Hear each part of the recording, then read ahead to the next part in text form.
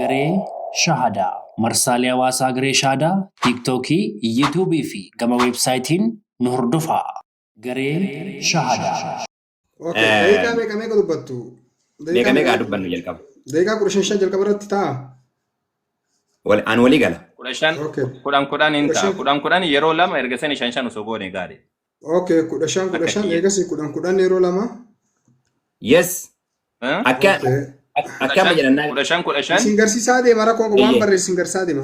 Mariin keessanii. Okay.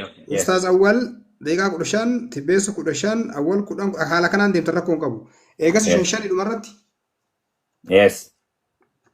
5 yeroo lama. Inta 5 yeroo lama yookaan yeroo 3 yeroo lama kalaas hinga. Okay. Mata duree waa'ee fayyinaati namni dura dubbatu carraa buusa. Moo fedhii keessaniin eebalu dura dubbadhu anat dura dubbateetta namni anat dura dubbate yoo jiraate haa dubbatu yookaan ammoo carraas ni buusuuf deema. Rakkina hin qabu. Akkasiin tole abbaa dura dubbateetta. Okay, namni dura dubbatu lakkoofsa barreessee irra maree jira. Tokko jechuun 5 gadi. Ati beeso meeqa? Tokko. Ustaz Awwal meeqa? 3. Ati beeso meeqa? 2. Ngartanii lakkoofsa meeqa? Shi. 2. Khalas tibbeesoo na jalqaba. Okay. Jalqaba irratti waa uummataa dhaama hagan eegalle duratti tibbeesoo falmii kanaaf namatu si dirqee dhufte moo fedhii keetiin dhufte? Fedhii kiyyaan dhufe galanni waaqaa ga'u. Fedhii keetiin. Okay, osoo mariin eegalleen duratti namoota kiristaanaatiif waan dhaamtu dhaami. Gara haasaa osoo hin deemne. Gabaabaa daqiiqaa kan caalle keessatti. Okay, baay'ee gaariidha. Obboloonni kiristaana hundinuu obboloonni musliimallee hundumti keessumaa nageenyi waaqayyoo isiniif haa baay'atu. Mariin kenna marii jaalalaa yaada wal jijjiiruuti. Yaada wal jijjiiruu jedhu waan amannu walii ibsuuti. Maal akka namanu macaafa qulqulluu irratti fayyinni maal jedhee akka namanu. Kiristaanummaa keessatti maalidha? Islaamummaa keessatti immoo maalidha ka jedhu yeroo waa'ee islaamummaa dubbadhu ragaadhaan iskiriin irra mul'isaa waan dubbadhu hunda. Yeroo waa'ee kiristaanummaa dubbadhu iskiriin irra mul'isaa waan dubbadhu akkasitti dubbadha. Kana dubbannaa ka biraa yoo dubbiin tariitii ammallee Ustaaz Awwal dubbatu na'aas ankiyya dhiisee raafan. Wantoota sirrii illee yeroo dubban ansii dhiiseera. Obboloonni kun warrillee dhiisaa fi gara mariitti jaalalaan deebina. Dabalataan har'a itti fufnee yoo jenne guyyaa itti aanu tartiibumaan itti fufna waan kanniin marsa sadanuu achi sadan kana keessaayyuu waan guddaa barattan jedhee yaada xumureera yeroo eebbaa hunduma kennaaf waa ta'u tasgabbiin walaa hordofnu jechuu barbaadeeti. Warri modereetera asumaan akkuma urjii godhattu kan nama roongii barreessu Nabii Muhammad illee saayii nama arrabsa kiristaana illee maal 50 maal jedhaa nama dubbate miuti tasgabbiin. Surra koo modereetoroonni inshaallah gooti. Ustaaz Awwal an Awwal jedheetuma si yaama. Tibeesos deeyama. Yes. Gaadha. Awwalis Awwal tibeeso. Okay, Awwal Qaasim gaafiin gaafatamtu marii kanaaf namoota si dirqeessi fide moo fedhii keetiin dhufte? Lakki fedhii kiyyaan ebbo harka ol baasee ittiin qeebalee. Tibbeessoodha ammas ammoo. Mata duree mariitis namni isin dhiyeessee tibbeessoo nama hedduudha akka walii galatti dhiyeessee kanaafuu yaamicha isaa awwaattaniiti jechuu kan dhuftan. Akkas. Ustaaz takka bicha ifama. Takka qofa waan tokko qofa ifa godha. Asirratti marii kanaaf Ustaaz Arabillee deebisanii turanii garuu gaafii sadaffaa isaan keessaa hambisanii Farhaan illee deebisee ture garuu jimaata qofa jedhee ana ammoo jimaata naan mijatu akka hin barbaadu ka deebii naa deebise Ustaaz Awwal ka waliif flexibility ta'uu danda'u jechuudha. Kanaaf akkasii akka isaanii fudhadhee sanii jechuu barbaade. Thank you. Okay, Ustaaz Awwal osoo tibeessoo haasaan eegallee waan jecha gabaabaa wahii uummata musliimaatti dhaama waan deeqata kan caalle keessatti. Uummata musliimaatti wanni dhaamu arraba bakka akka fedhetu haa ta'uti isa jala haa taatu as jala haa taatuutiin arrabsina amantii kamiyyuu jechuudha. Ammas ammoo dhimma deetara qabdan nabiyyi Muhammad alayhi salaam namni nama tuqu yoo argitan ofirraa wanna godha. Taan ammoo inshaallah biiznillaahi nagoomaan mari'anna. Mariini awwallolaatii miti. Ammas ammoo tibbeessoon kutuuta naan jedhe jedha siin hin jenne ani wanni hin jedhe jala guurtee siin jedhe malee siin hin jenne abbaa jedheen qabaa isa san ammoo waan jedheef illee qabaa isa san sun isumaaf anaaf isatti walitti deebi'a jechuudha. Alaa kulli haaliin akkasiiti kabajamaa wajjin haasofna inshaallah akkasii taafuuf waa Ustaaz Arabsaatiin deema. Asiin amma gara naa deemnaa tibeessoo si eegalsuuf deema. Okay, argaa jirtaanii? Daqiiqaa 15 yalla eegali bismillah eegali. Eshi, tole, maqaa gooftaa Yesuus Kiristoositiin jalqabeetiin jedha. Yoo waa hundumaa gootan macaafaa Qolaasiyaas boqonnaa 3:17 irratti dubbiidhaan gochaadhaan wanti isin gootan hundinuu maqaa gooftaa Yesuus Kiristoositiin haa ta'u jedha. Kanaaf maqaa gooftaa Yesuus Kiristoositiin jalqabaa. Har'a wanti mari'annu waa'ee fayyinaati. Waa'ee fayyinaa gaafa mari'annu waaqa nu fayyisu. Akkamitti akka inni nu fayyisee fi maal akka inni godhu kanneen keessa deemnee ilaalleetiin jennee jechuudha. Inni jalqabaa macaafni qulqulluun keenya kan inni jedhu Waaqayyo jaalalaa jedha. Waaqayyo jaalalaa jedha. Namni Waaqayyoon hin qabne jaalala hin qabu. Namni Waaqayyoon hin beekne jaalala hin qabu jedha. Kanaaf waaqa nagayaa, waaqa jaalalaa, waaqa ifa ta'e, abbaa ifaa ka ta'e waaqa akkasii qabna jechuudha. Amma kanarraan itti aansee kallattiidhaan dhimma uumama waan ni uumee fi itti fufiinsaan uumama uume kan ammoo fayyisuudhaaf waan inni godheerraa ka'eetiin jedha. Sorry, camera twisting. Yes, flipping camera. Kanaaf jecha amma jedhe asirraa ilaalleetiin jenna. Waaqayyo akka nu isaan jireenya argannuu fi tokkocha ilmasaa amma kennuufitti biyya lafaa jaallate jedha. Waaqayyo jaalala ka jedhurraa waan jalqabee fi amma immoo gara yaada kiyyaatti darbeetiin jedha guutuun guutuutti. Tole, macaafni qulqulluun Waaqayyo waan hundumaa gaaf uumeetiin jedhe akkamitti akka inni waan hundaa eessaa akka inni jalqabe sirna isaa keessa maaltu akka ture akka laaltanii barbaadeeti. Yoo tariitii iskiriiniin isinin mul'ata ta'e, I think baay'ee diminishdii ta'eera. Tole, asirratti Hisqeel boqonnaa 38 kan booddeen guddisaa. Okay, please namni gasti ergatina. Okay, Hisqeel boqonnaa 38 irratti waa'ee seexanaa dubbata. Ati iddoo dhaaba Waaqayyo Eden jiru keessa turte.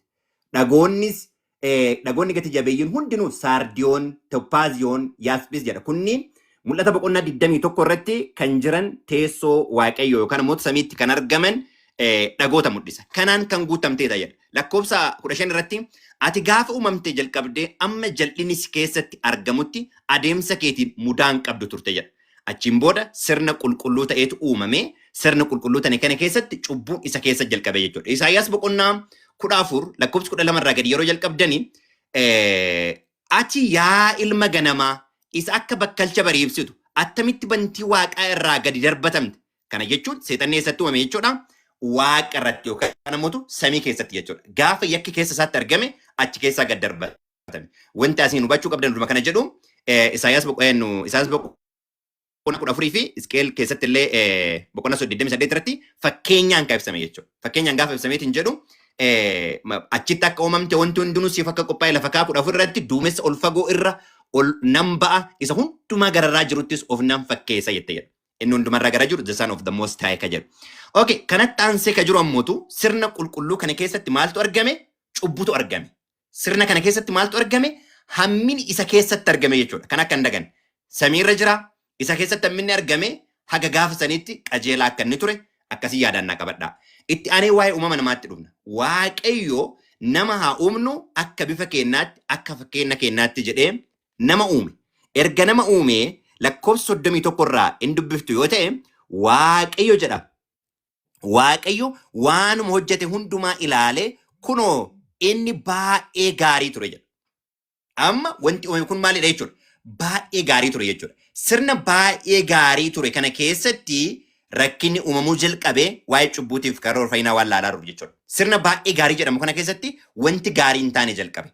Gaafa wanta baay'ee gaarii jedhu kana Waaqayyo maal kenneetiin jedhee qajeelfama kenne. Qajeelfama inni kenne Waaqayyo gooftaan nama hafuura jireenya godhu funyaan isaatti baafate lakkoofsa 9 irratti uumaa boqonnaa 2:9 irratti Waaqayyo gooftaan mukkeetii ija namaa hawwan garagaraa ijji isaanis nyaataaf ba'eessa lafa keessaa hin biqilche mukti ija nyaataaf jireenya namaaf kennu ture mukti hamaaf gaarii gargar baasu ture. Waa'ee muka kana maal jedheeni muka kanarraa nyaatina gaafa muka kanarraa nyaattan maal taatanii du'a duutanii jedheen. Oduu achi hin jenneen duratti namichaa fi fakkaattuu akkasaa kennee fi asirraa gaafa nyaattan du'a duutanii jedhee duuti asii jalqabe jechuudha. Fakkeenyaaf gaafuma asirraa nyaattan du'a isa dhuguma duutu jedheen kana keessaayyuu. Kanaaf nyaata kanarraa akka maaltu dhufe jechuudha? du'atu dhufe jechuudha. Okay, erga kanarraa nyaatanii kaaniin booddee maal ta'e qullaafan erga nyaatanii kaaniin booddee maal ta'anii qullaa ta'aniitiin jedhan jechuudha. Okay, lakkoofsa uumaa boqonnaa 3 lakkoofsa 6 dubartittiin mukicha nyaataaf gaarii ta'uusaa ijji namichaa toluu ogeessa nama gochuu isaan argite achiin booddee hin nyaatanii yemmus lamaan isaaniitu ijji isaaniin baneefee qullaa ta'uun isaaniis hin beekame jedha. Jecha qullaa jedhu kana booda quraana irraallee yeroo dubbadhutti deebi'uun keenyaaf waan ta'eef yaadannaa qabadhaa. Qullaa turanii jedha. Isaan qullaa turan kana qullaa kana dhoksuudhaaf isaan maal fayyadamanii baala mukaa fayyadaman. Baala mukaa gaafa isaan fayyadamanii Waaqayyo gooftaan Addaamiif haadha manaa isaatiif uffata gogaa irraa hojjateef jedha. Amma nama qullaa ta'etu qullaan isaa maal ta'eef jechuudha. Dhoffameef jechuudha. Maaliidhaan dhoffameef? Gogaadhaan dhoffameef. Gogaadhaan dhoffameef jechuun maal jechuudha? Waatu qalame jechuudha. Waan qalame jechuudha. Gatiin cubbuu du'a yookaan kanarraa gaafa nyaattan dhuguma ni duutu ka jedhe waan du'ee bakka namni du'uuf malu namichaaf ooletu jira jechuudha. By the way, gaafa dhugama jedhe namichi du'eera exactly. Duuti du'a lamatu jira macaafa qulqulluu keessatti. Du'a hafuuraa kun immoo du'a bara baraati. Fakkeenya macaafa qulqulluu keessatti dargaggeessi tokkotu Kiristoosiin abbaan koo du'eera isa awwaaladhee si duukaa bu'uu jennaani dhiisii warri du'an du'aa isaanii haa awwaalanii ati immoo na duukaa bu'i jedheen. Kiristoosiin duukaa kan hin buune yaada waaqaa wajjin kan waliin galle du'aa jedhama jechuudha.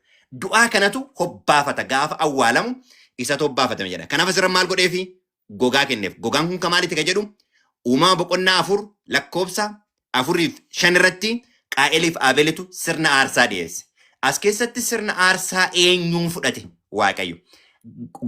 Gara Qaa'elii fi gara kennaa isaa garuu faara tolaadhaan hin ilaalle jedha. Gara eenyu ilaala? Gara Aabelii ilaala.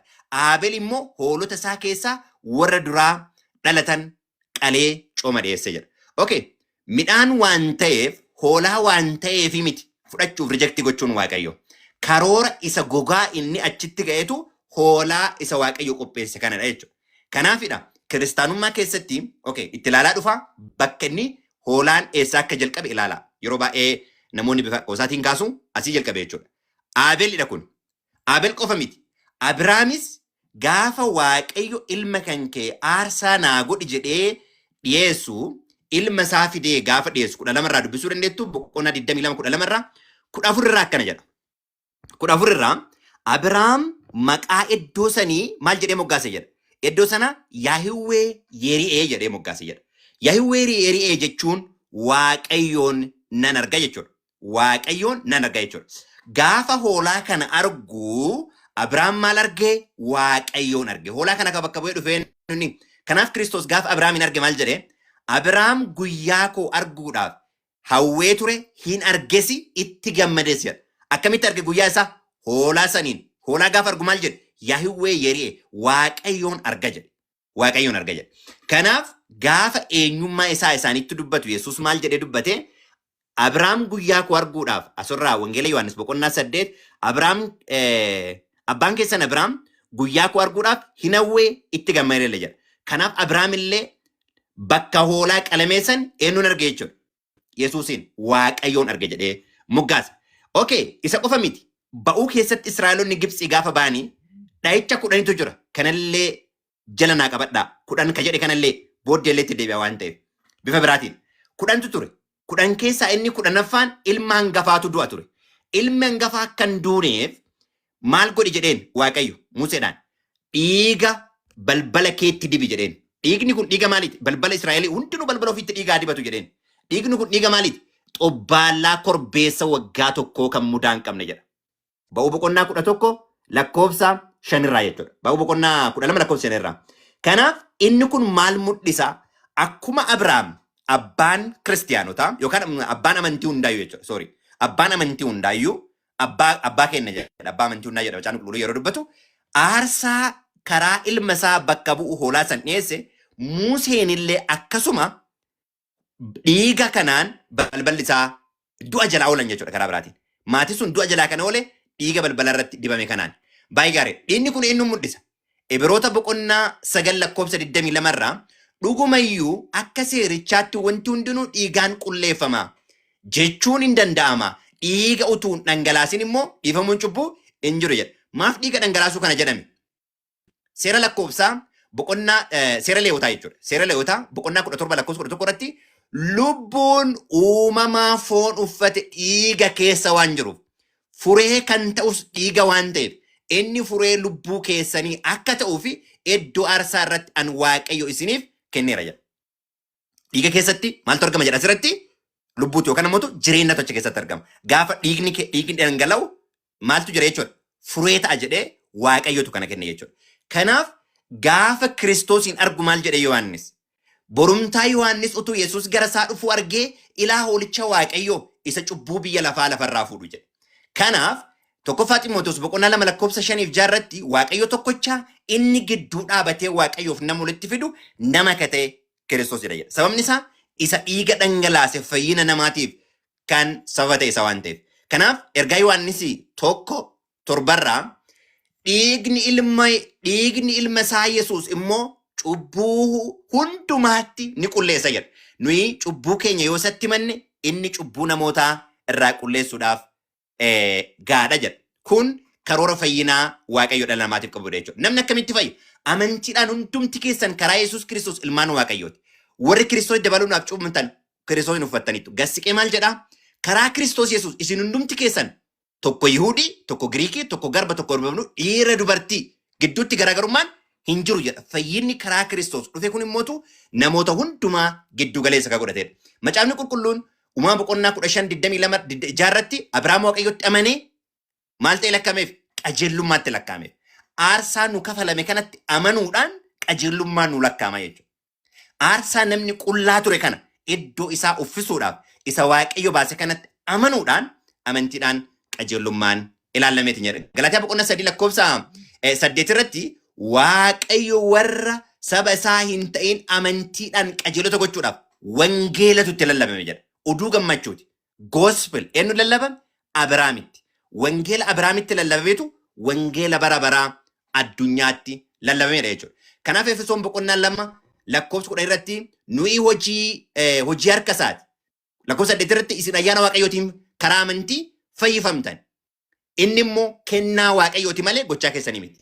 Kennaan Waaqayyoo isa qullaa Addaamiif waliin dhossuudhaaf gogaa itti uffisisan. Isa du'oof jiru ilma Waaqayyoo isa ta'e. Uumama boqonnaa 3 lakkoofsa 15 irratti siif dubartittii gidduutti diinummaa nan buusa kan jedhan jechuudha. Roomee boqonnaa 3:28 irratti namni waan seerri abboomu hojjechuudhaan utuu hin ta'in amanuu duwwaadhaan Waaqayyo duratti qajeelaa akka ta'u cimsinee hin barsiifnaa jedha macaafni qulqulluun. Kanaaf Yaaqoob boqonnaa 2 lakkoofsa 26 irratti kana gaafa jedhu hojiin hin jiru jechuudha hin taane akkuma dhagni hafuurri keessaa ba'e du'aa ta'e amantiin hojii gaariidhaan hin agarsiifamne du'aadha jedha. Amantiin fayyine sana immoo maaliidhaan agarsiifna? Hojiidhaan agarsiifna jechuudha. Kanaaf tokkoffaa Xiimotewos boqonnaa 2 lakkoofsa 6 irratti inni furii namoota hundumaaf ofiisaa dabarsee kenne kun yeroo isaatti isaaf dhugaa ba'ame jedha. An kanaaf lallabaa barsiisaa ta'e jedha. Kanaaf Kiristoos eefni ulfina Waaqayyoo sararaan calaqqisa. Gassiqee maal jedha? Saatiin kollee waan deemaa jiruufi inni cubbuutti qulleeffamuu erga argachiisee booddee ol gubbaa mirga isa surra qabeessaa dhaqee taa'e. Kiristoos Yesuus jechuudha. Kanaaf deebi'ee hojii ergamoota 1:10 irratti akkuma amma yeroo argitan deeme kana yeroo deebi'uus akkasumatti argitu jedha. Isa aarsaa nu kafaletu dhufee deebi'ee nu fudhata. Gaafa deebi'ee nu fudhatu ulfina isaa kan abbaa isaatiin kan qulqulloota ergamootaatiin deebi'ee dhufa. Ulfina isaa kana fuuldura eenyullee dhaabachuu hin danda'u. Ulfina kana warri qaban wangeela Yohaannis boqonnaa 17 lakkoofsa 5 irratti uumama utuu biyyi lafaa hin uumamin ulfina si biratti qabusanii ulfina naa kenne jedha. 22 irratti muutu ulfina kana nuuf kenne jechuudha. Warra ulfina kana qabatu fuuldura isaa dhaabachuu danda'a. Warri ulfina kana hin qabne tokkoffaa Tasalonqee boqonnaa 2 lakkoofsa 8 irratti ulfina mul'achuu isaatiin isaan barbadeessa jedha. Kiristoos gaafa dhufu cubbamootaan barbadeessa jechuudha. Hin ajjeesa jechuudha. Maaliidhaan? Ulfina isaa isa mul'atuun jechuudha. Kanaaf mul'ata Yohaannis boqonnaa 6 lakkoofsa 14:5 irratti yoo argitanii warri Yesuus Kiristoositti hin amanne dhagaa kana najjigi gaarana najjigi yeroo jedhan ulfina hoolichaa fi ulfina Waaqayyoo duraan nu dhossi jedhu jedha. Gaafa dhufu waan biraatiif oduu hin taane murteedhaaf dhufa. Cubbamoota ulfina Kiristoos hin qabne barbadeessuudhaaf dhufa. Kanaaf warri mallattoo hoolichaa ofirraa qaban abbaaf ilma wajjin bara baraan akka isaan jiraatan macaafni qulqulluun lafa kaayaa eebbifamaa mul'ata 22 lakkoofsa 2-3 irratti maal jedhaa wanti abaarama mandartii keessatti hin argamu teessoon waaqayyoof teessoon ulichaa ishee gidduu jira imimmaan ija isaanii irraa naqama isa wajjin akka bara waan jiran lafa dhaa eebbifama xumureera. Okay. Daqiiqaa 15 duraatti beesu dubbateera. Ustaaza wal qophooftanii? Wal qophooftee? Qophooftanii jedhu irra. ايوه جيا Eegaluu? بسم الله اتشي دي فدا قال بسم الله الرحمن الرحيم الحمد لله والصلاة والسلام على رسول الله وعلى آله وصحبه ومن والاه ما بعد ربي اشرح لي صدري ويسر لي أمري واحلل عقدة من لساني يفقه قولي اللهم إني أسألك الإخلاص فيما أقول وفيما أعمل والتوفيق والسداد والصواب يا أرحم الراحمين. طيب وان فينا الرتي فينا جريت دبته وانتوتا لما سدي دبده كير غسني غرا رغا دي سوتي اتش دي بيا توكوفادا فينا اكامت بيسوني بسكنت اسلام ما كيسنجيرو فيني بفكنا دا جچو فينا ادم چبو حجته جنان نمني هندي اتغافتمه ارغسني چبو سن كيسا باو داف واقيو وفي ساتي دويتا علم ارغسني اكت بيسو يادوتي وإلمة دوئي جدا أكا أمو كريستانون كوي يادني تمو waaqayyo maddu ejedani suwwan biraati waan yeroo biraati deebinu waliigalatti waaqatu dhufeetiin cubbuu aadam irraa nutti dhaallee jennaan dhufeetiin waaqni du'e jechuun suni fikraa islaamummaa keessa hin jirre yaadni kun hin jiru jechuu dabalataan aqiidaa nabiyyootaa keessatti yookaan ammoo yaada nabiyyootaa keessa barsiisa nabiyyootaa keessatti waan kun hin mul'atu quraana keessatti haa ta'u yesuus haasawa yesuus irraa haa ta'u wanni cubbuu aadam jedhamu kun takkaa ka'eetiin hin beeku cubbuun dhaalamtullee ni jirti jedhamee takkaa dubbatameetiin hin beeku laa nabiyyallaahi Muusaa alayhi salaam wala nabiyyallaahi Yuushaa alayhi salaam Yuushaa jechuun Iyyaasuu ka jedhaniin san achiillee gad siiqaa nabiyyoota banii Israa'el guutuu isaanii cubbuu aadamtu dhaalamee namni cubbuu aadamiin galaafatamee jira kan jedhu hin jiru inni kun isin galtee wanni kun ka irraa kaate yaadni kun ka irraa ka'e Phaawulos irraa ka'e eessaa akka fide ammoo booda irratti irraa dubbanna inshaallahu ta'ala amma gara nuqxaa duraa sanitti yoo deebi'e fayyina kan jedhamu kun bifa amma tibbeessoon kaa'u kanaan islaamummaa keessa hin jiru. Fayyinni kan fayyamu islaamummaa keessatti hujii gaariitii fi amantii. Kanu nabiyyoonni illee kabarsiisaa turan isuma kana. Nabiyyiin tokko illee akkaataa inni jedhe kanan kabarsiisee hin jiru akkuma jedhesanii fakkeenyaaf fikraan inni jedhe kuni waliigalatti aadam cubbuu hojjetee baala wayii nyaatee jennaan ergasanii waaqayyo ummatatti dallanee wanni kun waaqayyoon gaabbee jedhama. Caafni seera uumaa boqonnaa jala koja irratti waaqayyo gaabbee ergasanii ammoo namaaf araaramuuf jecha waggaa muraasaan booda maal godhe dhufeetiin ufii isaatti du'ee achi boodaan ammoo dhiiga isaatiin nu furee kan jedhan. Seerallee isuma baasee cubbuun aarsaan karaa inni godhamu cubbuun karaa araaramuu qabduun karaa dhiigaa ka jedhallee isumaa jedhan. Ergasanii dhufee ka du'ellee isumaa jedhan. Inni kun sirriidhaa miti. Islaamummaa keessatti ghayru maqbuul waan fuudhamuudhaa miti kun tasuma taate. Sammuudhaan loojikiin illee yoo teesseetti ilaalte waaqayyo namaaf araaramuudhaaf jecha gabbu'eetiin du'e kan jedhu kuni waan fuudhamuudhaa miti. Waan sammuun namaa dhaqee baltullee miti. Barsiisa nabiyyoota tokko keessaa illee naaf fiduu hin dandeessu. Yoo barsiisa nabiyyootaa keessaa cubbuu aadam waan jedhamu kana naaf fidde ummataaf otti mul'istaa gaafsan ammoo anatu waan beeku siin jedha. Hin jiru macaafa keessa bakka takkattuu nabiyyoonni tokkolleen cubbuu aadam lafaa kaasanii aadam akkana godhee nutti dhaalleerra jedhanii kan dubbatan tokkolleen hin jiru jechuudha. Yaanni kun kan ka'e Phaawulos irraa ka'e. Phaawulos hin dura nabiyalla Ciisaa Yesuus Kiristoosii mataan isaatuun kaafne isa kana. Gara biraatiin ammoo islaamummaa keessatti namni akkamitti jannata seenaa kan jedhu jira. Fayyina cubbuu aadam irraa fayyinaa miti sun nu yaachisu. Maaliif jennaan cubbuun aadam duralleen dhaalle waan taateef cubbuun hin dhaalamtu waan taateef nu biratti cubbuun aadam ta'e isaati. Nu yaachisu waan tokkollee nulleen galchu nulleen ilaalla. Sababni isaa maali? Gaafsan aadamiin bira hin jirru amma muka sammurree ittiin kennine gaafsan isalleen beeknu quraana nutti hime malee ammas macaafarraa argine malee aadam nama jedhamuyyuu hin beeknu nuti ittiin gaafatamnu gaafsan namayyuu taanee argamne hin jirru waan ta'eef. Sababa saniif jecha Rabbiin subhaanahu wa ta'aala nu gaafata. Kan nu gaafatuuf maalidha? Karaan namni ittiin fayyu karaa kamiini kan jedhu ammoo akka quraanaatti ibsutti deebi'a jechuudha tole.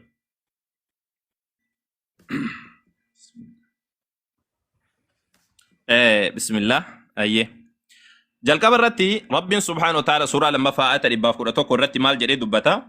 Waqaaluu ni jedhanii jedha Rabbiin subhaanahu wa ta'aala lan yadkhula jannata seenuu hin danda'u illaa man kaana huudan aw nasaaraa. Nama Yahudaa ta'e malee yookaan kiristaana ta'e malee jedhan. Yahudoonni illee Yahudaa malee jedhanii kiristaanonni illee kiristaana malee jedhan jedha Rabbiin subhaanahu wa ta'aala. Qul tilka amaaniyyuhum kun hawwii isaaniiti. Ragaa qabatamaadha isaan bira hin jiru jedha Rabbiin subhaanahu wa ta'aala. Yahudonni illee tasuma taatee amantii Yahudaadhaa kuni karaa jannataatti jechuudhaaf waan mirkaneessu fiduun qaban. Tilka amaaniyyuhuma hawwii isaaniiti. Kiristaanni illee karaan fayyinaa karaa kana hogguu jedhanii waan Phaawulos barsiisa waan namoonni wayiidhaa barsiisa yoo taate malee ragaa qabatamaa kalaama jubbii nabiyyoota irra fiduu hin danda'an jechuudha. Qul haatu burhaanakum jedhi yaa Muhammad fidaamee isin ragaa keessan jedhiin. Burhaana jechuun ragaa ifa galaa. In kuntum saadiqin yoo ka dhugaa dubbattan taate. Balaa jedha dubbiin akkasiidhaa miti. Karaan jannata seenan karaa sanii miti. Man aslama wajhahu lillah. نما الله سبحانه وتعالى فول سام سكجتشون قام ساقوت ربي في كنته وهو محسن توجي قاري هجتا فله أجره عند ربه من دائن سعد ربي سابر جرافي جل أنا ما كزيسن أما سمو ربي سبحانه وتعالى سورة باب جافر مال جري دبتا والعصر جريك كتيت إن الإنسان لفي خسرين نمن هند ساتوني خسارة كيس جرا إلا الذين آمنوا ور أمنني وعملوا الصالحات دلقا قاري دلقا ملي ور أمنني أمنتك أباتني دلقا قاري أباتا ملي أما سمو سورة ديدمي سدفارة رب سبحانه وتعالى قد أفلح المؤمنون ملكا ونجرا كانوا بيرجروا إذا كانوا بيرجروا ملكي كجرا مكون خير الدنيا والآخرة لغة عربي فاكسة يوكان أفان عربا كيستي ليست هناك كلمة جامعة لخير الدنيا والآخرة أشد منها أو أقوى منها جتش فلاها جدمت جتش ملكي جدمت فلاها جتش جدم كنرة جتش تقول أفان عربا كيستي كوان غرغدا الدنيا فآخرة اللي خير في كيسا كبنجر مؤمنتون أمنني جرا ورا صلاة ثاني كيسا قد جدًا ورا أما سمو وان تبع وانتو تغرغرغلن ورا وفي كل سو هجة وفي كل سو چون قلبي ثاني لا توتي قام ثاني لا توتي أكسم كيسو في كل سن ورا قام صلاة ثاني تكفتن جدًا ورا كانت آخر رمال جدًا ورا صلاة ثاني رتكفتن يروهم دجراتا آية القرآن رت أولئكم الوارثون ورا كان وري دالو جدًا وري دالو كميني مال دالن الذين يرثون الفردوس فيها خالدون فيها خالدون ور فردوس جنة دالن إسان اتشكيس زلالم تاو دا جريت رب سبحانه وتعالى دبتا جيجو دبلت أنا ما سمو سورة لما فارت رب سبحانه وتعالى جلق ومرت مال جدا قرآن نكون كتاب نكون شكين سكيس جرو ربي براتو كيستي إنك جلو ما ورا صدا ربي دا سبحانه وتعالى كبني ورا وانفقو جروت أمنا كان صلاة كجيلني وان نتسانف كن نرى كان كنتان ورا وان أسندر بوفمت أمنني في ورا وان ست بوفمت أمنني في ورا وان أسندر بوفمت أمنن كان قياك أمات رقو أمسن أولئك على هدى من ربهم ورا كانت كجيل مرة جرا وأولئك هم المفلحون بكي أم بربادو بكا كان ورساني ور ملكانجر دنيا اللي آخرت اللي خيرين هندي ساكا ولتك أمامتف إسان كان أجريتين دبتا جيجون أما سمو رب سبحانه وتعالى سورة دقدامي لما فاتي ديدامي سدي وأدخل الذين آمنوا سينسي فمن اجرى ورّي أمنا ورّي دلقا غاري هجة جنات تجري من تحتها الأنهار جناتوتا إسيجلا لقياتو جريتين دبتا جيجون أما سمو سورة إبراهيم سورة كنا أفرفا الرتي رب سبحانه وتعالى تكون أفر الرتي إن الله يدخل آية سورة ديدامي لما فاتي تكون أفر الرتي إن الله يدخل الذين آمنوا الله إني سينسي ورّ أمنا ورّ دلقا غاري دلقا جنات تجري من تحتها الأنهار جناتوتا جل سيدا لقياتو جريتين دبتا جيجون أما سمو سورة أفرفا صدمي تقرد مال جرى رب سبحانه وتعالى إن تجتنبوا كبائر ما تنهون عنه يو إرافقاتا وان قرقودا وان إرادوومتني وان إرادوومتن سقاقلما فرشودقو وان هما كان يو إرافقاتني جدا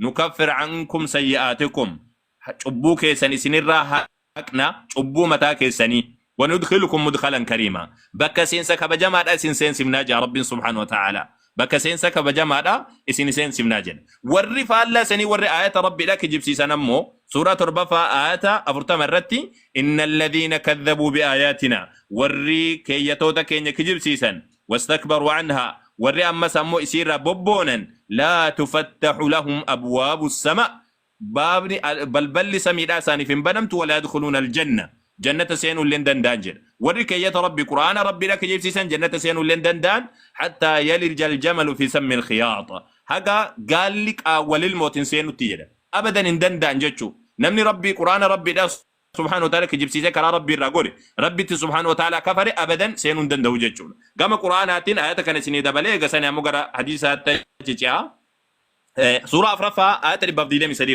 ربي مال جرا أتشدرا آيات ربي لما راكاسو والذين آمنوا ورّي أمانا وعملوا الصالحات دلقا غاري دلقا سندخلهم جنات تجري من تحتها الأنهار إسان سينسي سورة أفجرة جنتو تلقين إسي جلياتو خالدين فيها أبدا زلالة مسيك زتاو هالة نسان وعد الله حقا كوادا الله توادا الله إنجلي دغادان ومن أصدق من الله قيلا الله قلت أن يتور دغاد بتاجر رجال دبيتين إنجروا تقولين ليس بأمانيكم أكسن هو تنيمتي يا مؤمن توت ولا أماني أهل الكتاب أكور يهودا كريستان يهودا متي نمني هم توجتي غلطة تنقل فما إسا الله قدتي نم إسافتم سوف جالا اللي أرغتون دندو نمني أمو ومن يعمل من الصالحات نمني هجي غاري هجتي تنجد من ذكر أو أنثى إرهاتا أنتلاتا وتي أمنا فأولئك يدخلون الجنة ورسنت جنة سيناني جديت الرب سبحانه وتعالى دبتا جتشون قام براتنا أمو هجي غاري الآن نبي ربي عليه الصلاة والسلام أكي جاني دبتان هجي غاري الآن أكنم جنة سينو جتشون حديث سيئة بخاري كيسجرو ترباتم لما فات سديتا مرتي كل أمتي يدخلون الجنة أمنك يوند ساني جنة سينا إلا من أبى نمد دي ملي أين يتو ديدا جنة ربي الأسينو جدني قافتني جنان نمني نتولي جدي من أطاعني دخل الجنة نمني أنا أفتولي جدي جنة سين نمني نديدي أمو فقد أبى جنة سينو ديدي جراج النبي ربي عليه الصلاة والسلام أما سمو حديث سيئة بخاري حديث أكو مسدي في بلما ديدا ملا مرتي قال لي جبريل كان أنجل أجل النبي ربي عليه الصلاة والسلام من مات من أمتك يترى نمندو إيه لا يشرك بالله شيئا وأن تقول لربي ثمك دخل الجنة جنة سينا أو لم يدخل النار إبدان سينو جيتشو إبدان نجابها جيتشون إبدان نجابها جيتشون أما سنبي ربي عليه الصلاة والسلام كان جاني دبة من مات نمندو إيه وهو يدعو من دون الله ندا الله قديت سبحانه وتعالى هرياه متى رب علمك أبا مالك أبا أبيرك أبا هدمناك أبا أبليتك أبا مالك أبا جدا وأن سفكت ربي سبحانه وتعالى نمنه ميتين جده دخل النار إبدا سينا جدا نمني ربي سبحانه وتعالى هريا كما تأتوها توتي هريا أبو يوم ميتين جده إبدا سينا جدا أما استبلتها النبي ربي عليه الصلاة والسلام حديث سيئة بخاري دا كما سديف دبافوري في صدام شان الرتم الجدا نمني رقابه الله إله إلا الله وحده لا شريك له اللهم ليكنا كان جبر منجرو شريكا كابو إني وأن محمدا عبده ورسوله محمد إرجما ربي تقبل جساتي نمني جدي عيسى يوكان يسوع كريستوس كجدانين قبل جساتي إرجما ساتي نمني جدي إرجما ربي تقبل جساتي نمني جدي دبي ربي سبحانه وتعالى دبي ساتي كان جدي جتشون سبب دبي ربي تكان أرجما جتشولا ألقاه إلى مريم قال مريم تكربي جيس نمني جدي روحي ربي براتات نمني جدي ست أمانه والجنة حق روحي ربي براتات جتشون روحي أممت جتشون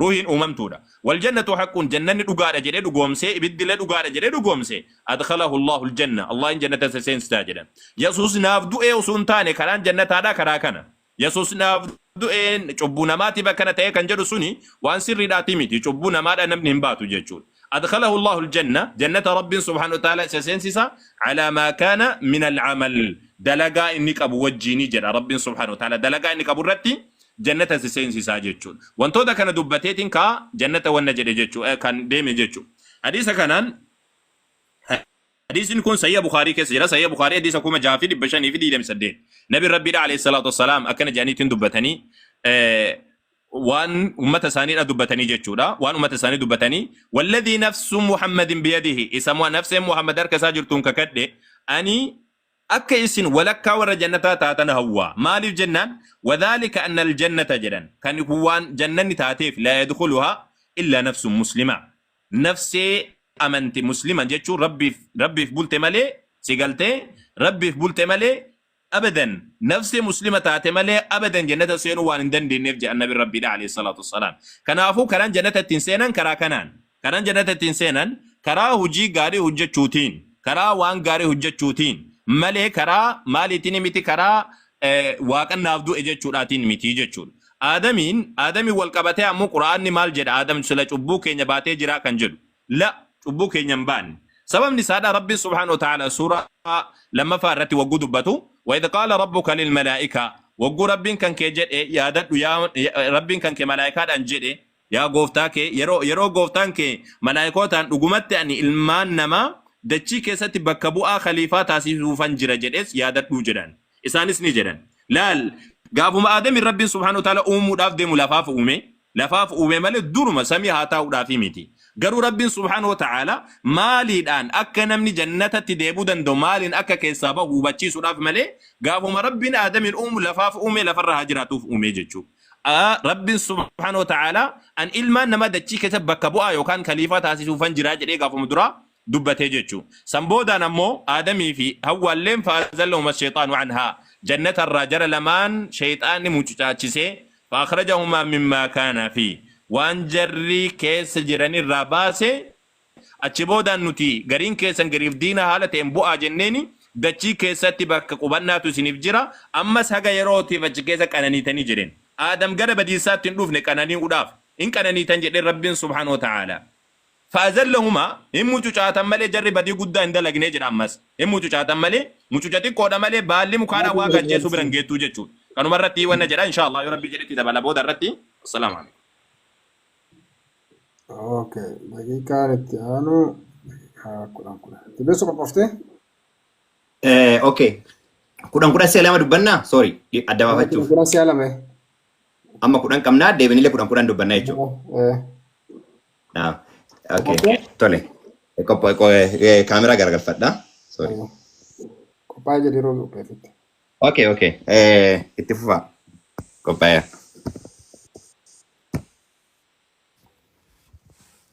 Okay tole baay'ee gaariidha. Haga amma waan isaan dubbatan yoo dhageettanii waa'ee macaafa qulqulluutiin wal makaa dubbatan. Ani macaafa qulqulluudhaan quraana wal makeen dubbanne exactly fayyina macaafni qulqulluun dhiyeesse dubbate. Badiin karaa duuti karaa nama tokkoo dhufe jireenyi immoo karaa tokkochaa dhufe jedha karaa Yesuus Kiristoos. Sababni isaa waan waaqa jaalalaati waaqa haqa qabeessa gaafa kanarraa nyaattan du'a duutan gaafa jedhe exactly namni du'e du'a keessaa gara jireenyaatti deebi'uudhaaf fala waan ni kaa'e. Amma gara quraanaatti deebina. Jalqaba irratti waa'ee uumamaa irraa akkuma macaafa qulqulluu irraa jalqabe ammallee ka quraanaaf hadiisa irraallee uumama irraa jalqaba. Okay, uumama irraa gaafa jalqabu rabbiin jalqaba macaafni qulqulluun jalqaba waanni ardiif samii uume jedha. Waanni jalqaba hin qabne waan jalqabeen iddoo jalqabee qaba jechuudha. Asirratti macaafni quraana keessatti ammoo jalqaba maal uume rabbiin? Jalqaba maal uume? San booda tarii bifa gaafiitiin isinii dhiyeessaa. Asirratti maal jedha Sahih Bukhaarii 31 irratti maal jedha asirratti first of all there was nothing but God. Dura uumaan turre rabbitu waaqatu ture. Achiin booddee maal jedha then he created the throne and the throne uume jedha asirratti. Sahih Bukhaarii akkuma isin jedhe qabadha ariifadhee yaadumaan tuqaa deema. Iskiriin irratti mul'isaa jira waan ta'eef yaadota jedhu isin dubbisuu dandeetta 31 91. Akkasumas Mishkaat al-Masbayi iskiriin irraa asirratti ilaaluu dandeetta. Asirratti akkana jedha. The first thing is God created was a pen jedha. Jalqaba wanti rabbiin uume qalamaa jedha. Okay, qalama moo teessoo isaa uume moo bishaan uume. Teessoo irratti yeroo qara Sahih Bukhaarii dubbisu bishaan irratti teessoon waaqayyo kun ammoo bishaan irra jira jedha. Kanneen booddee bifa gaafiitiin ta'uu danda'a yaadannaa qabadha. Jalqaba maalum. Okay, then macaafa gara quraanaatti deebi'a. Suuraa 11ffaa ayata 61 irratti gara Samuudis obboleessa isa Salihiin ergine jirra. Innis jedhe yaa uummata kiyya rabbiin gabbaraa isa malee dhugaan gabbaramaan biraa isiniif hin jiru. Inni dachii irraa isin uumeet ishee keessa isin jiraachise jedha. Amma akkasirraa argarutti akkuma sila ustaazillee jedhan dachee irraa isaan uume isarra isin maal godhe jiraachise. Eeshi itti fufnee amma immoo suuraa lammaffaa ayata 35 irratti ni jenne yaa Adam ati fi manaa kee jannata keessa jiraadha. Jannata jechuun samaa jechuudha. Jiraadha. Ishee irra bal'oo haala taateen iddoo feetanii nyaadhaa jedha. Okay, lafarratti immoo nama ka uume jannata keessatti. Jannata keessaa gabba'e immoo lafarra uumame lafarraa garas dhaqe. Yaada uumama irrattuu jechi kilir jedhamtiiru kanallee akkuma yaadatti qabadha. Jechi akkanaa kanniin kaayetiin jedha. Kanaaf wantoonni kilir ta'e hin jiran. Okay. Amma namni achitti uumamee ka'een booddee iddoo ta'etti kun gaafidha iddoo itti uumame samiirrallee haa ta'u lafarrallee haa ta'uti. Eenyutu itti dhufe suuraa lammaffaa ayat 36 irratti sheexanni ishee jannata irraa isaan mucucaachise waan isaan keessa turan irraa isaan baase. Nuti sin jenne gaariin keessan gariif diina ta'a. Gariin keessan gariif diina ta'a jenne jedha. Okay, amma iddoo biraa dubbiseen kanatti deebi'a. Suuraa 51ffaa ayata jaatami shantami jaarratti ammoo jinnii fi ilmaan namaa akka ana qofa gabbaraniif malee hin uumne jedha. Amma ilaala yaadota kompaarijin isaa jechuudha. Eeshi itti aansee suuraa torbaffaa ayata 23 irraa gooftaan keenya dura 23 irraa dubbe 22 irraa dubbisa gowwoomsuun isaan jal'isee yeroma isaan mukattii dhandhaman qaamni saalaa isaanii mul'ate jedha. Eenyutu isaan gowwoomse? Sheexanatu isaan gowwoomse. Isaan gowwoomse jennaani gaafa nyaatan saalli isaanii qullaa ta'e. Ilaalaa yaadannaa qabadha. Dura yeroo macaa qulqulluu irraa dubbisu qullaa turanii qullaa sana rabbiin maal godhe? Waaqayyo maal godhe? Gogaadhaan uffise. Asirratti garuu qullaa ta'anii qullaa kana maaliin uffise? Tarii booddee isinii kaasaa baala ofitti uffisanii booda uffata gubbaa gabbuuse jedha. Uffata irratti buufne jedha. Uffanni kun maaliif? Asitti dogongorsaan asirratti hojjetuuf deemu quraana kanarratti aarsaa dhiigaan dhangala'e ka Kiristoos gogaadhaan uffisuu dhoostuuf deema. Garee Shahadaa marsaalee hawaasaa Garee Shahadaa tiiktookii, yuutuubii fi gama weebsaayitiin nu hordofaa. Garee Shahadaa.